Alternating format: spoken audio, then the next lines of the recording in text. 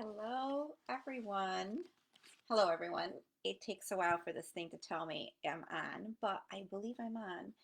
It's Michelle Howe. Happy Thursday to you.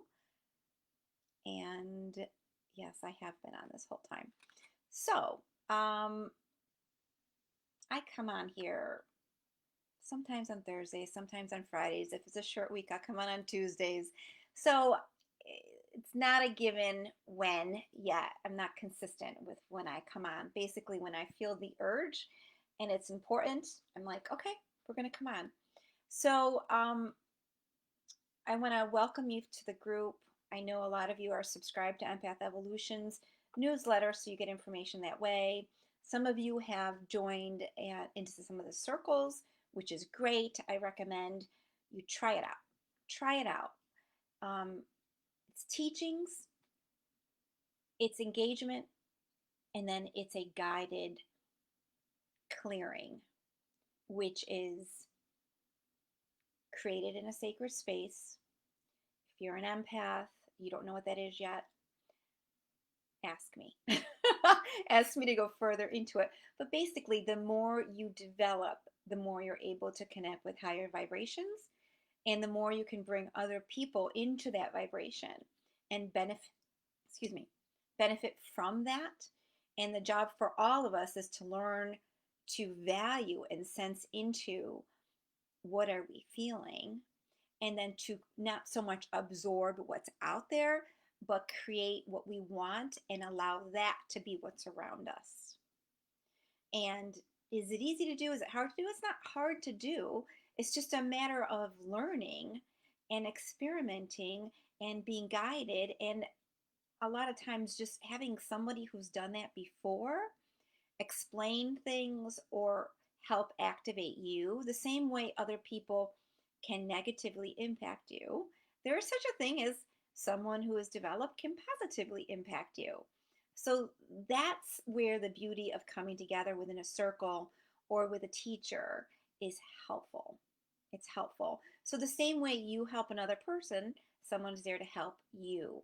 And we came here with that intention. That is my belief, that we're not really by ourselves, because if that were the case, we would really struggle, right? So we learn in groups, and each of us gets certain pieces of it, even within the empath community and the healer community.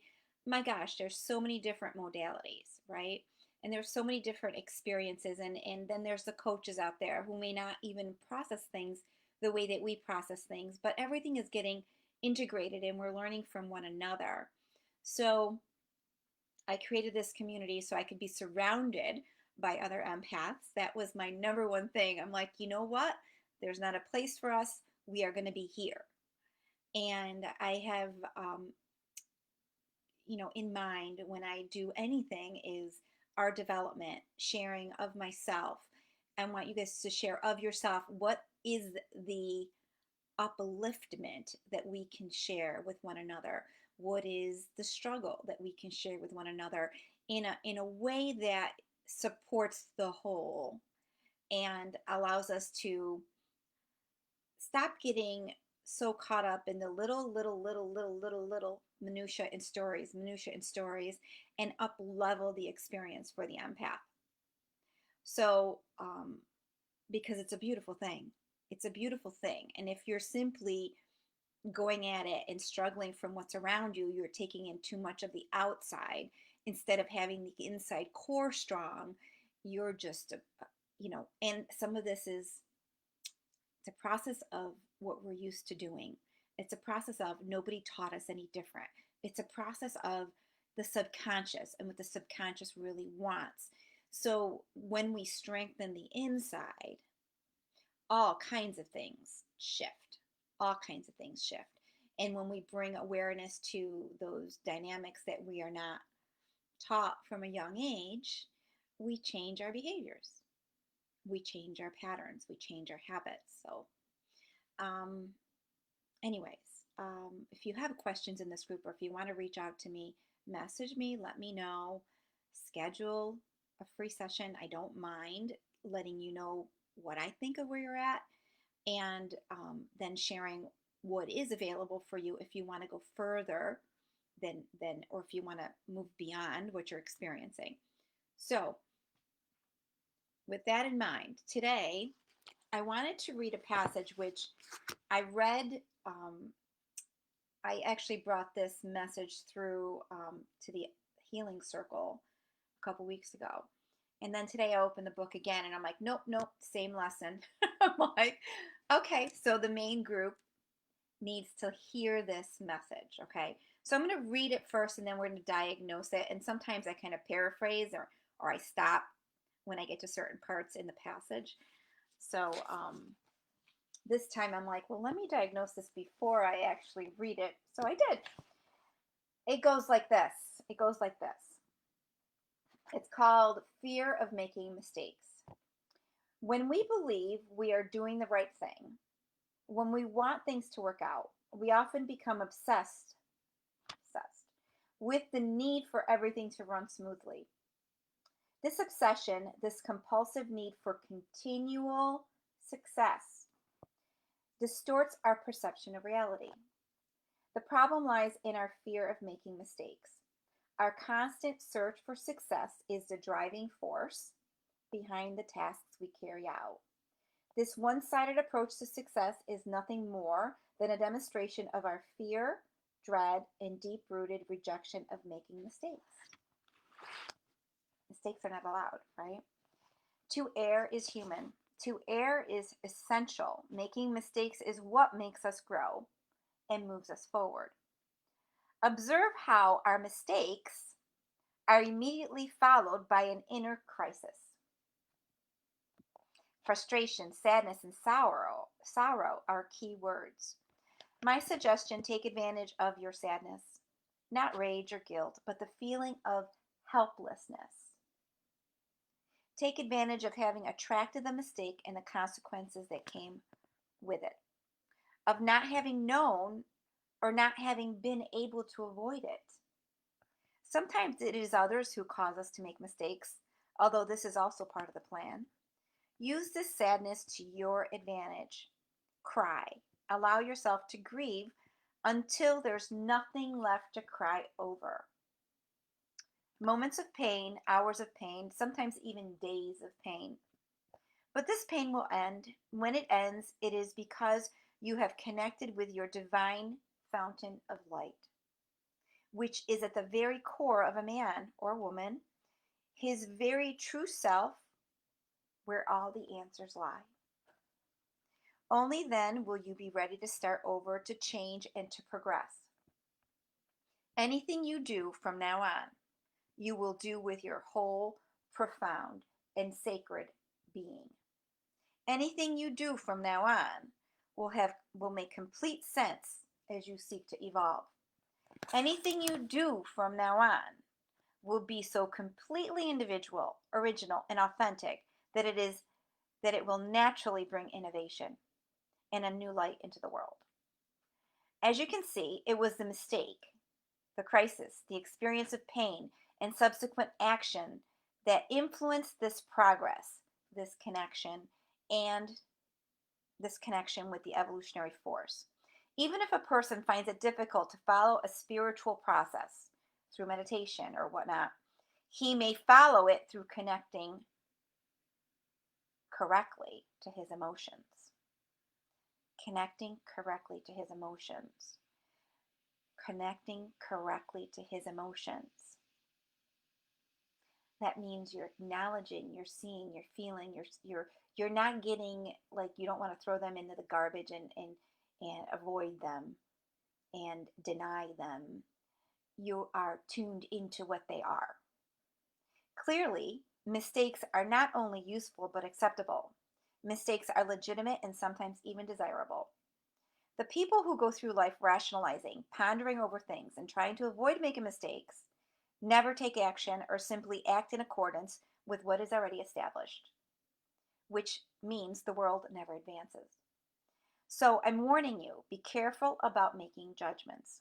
When someone does, says, or thinks about things that seem improbable, original, or out of line with current universal thought, before labeling them, before judging them, Think about whether this person isn't already deeply connected to his most inner self, to his sacred self, and maybe even to the future of humanity. So I leave you with that. I don't necessarily need to say much more. I mean, I think this had a lot of nuggets in it for each of us, for me, for you, for others, so we can understand how and why others are motivated. We move towards creating success. We want success. We want innovation. It's this moving energy. It ignites us. But then there is, I don't want to make a mistake, right? And when make a mistake, because we're not going to know the lay of the land, we're not going to know every single piece of what's going on. We can't, right? All we can do is start from where we are and move forward, right? And we are creators, so we're creating and we want to be quote unquote successful. Successful means no mistakes, right? We don't fall on our face, but falling on our face is the reality of what it takes to be successful or to create something. We're going to. Hi, Gretchen. We're going to do that. It's unavoidable. So if we can switch up the lens over how we look at the journey and the expectation, knowing that there will be times when we need to step back, redirect. It's not going to feel good. It's not going to look good. The results aren't there. Then we can look at that mistake as, aha, okay, I get it. Let's tweak it this way. Because the universe, what's around us, doesn't change for us. We don't change the outside. We tweak a little this way, tweak a little that way. We have to find a way within, whether it's messaging, whether it's whatever endeavor we find that way very carefully and through the help of other people. It's not something we do all by ourselves, especially the big stuff. What I liked the most about this was once you truly step into who you are, like the pain is when you're flip-flopping this way, flip-flopping that way. When you step into who you are and everything that you do is guided, everything that you do is feeling so authentically you, now you're guided. Now, you still might make some mistakes, quote unquote, but you're going to have an easier time with the up and the down, the sadness, the whole I'm having a breakdown after I make this mistake. I've riled myself up and I've gotten so excited. Mm-mm. When you're really connected to who you are, you're not doing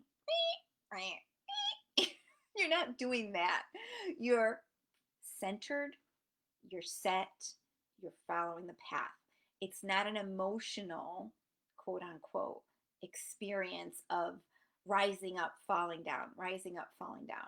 And I especially liked when I read it to you guys, I finally heard, and as I read it, um, even if a person finds it difficult to follow a spiritual process through meditation, he may follow it through connecting correctly to his emotions, which means that once you can process your emotions and you can kind of level that out and recognize when something is a setup, almost, it's a setup.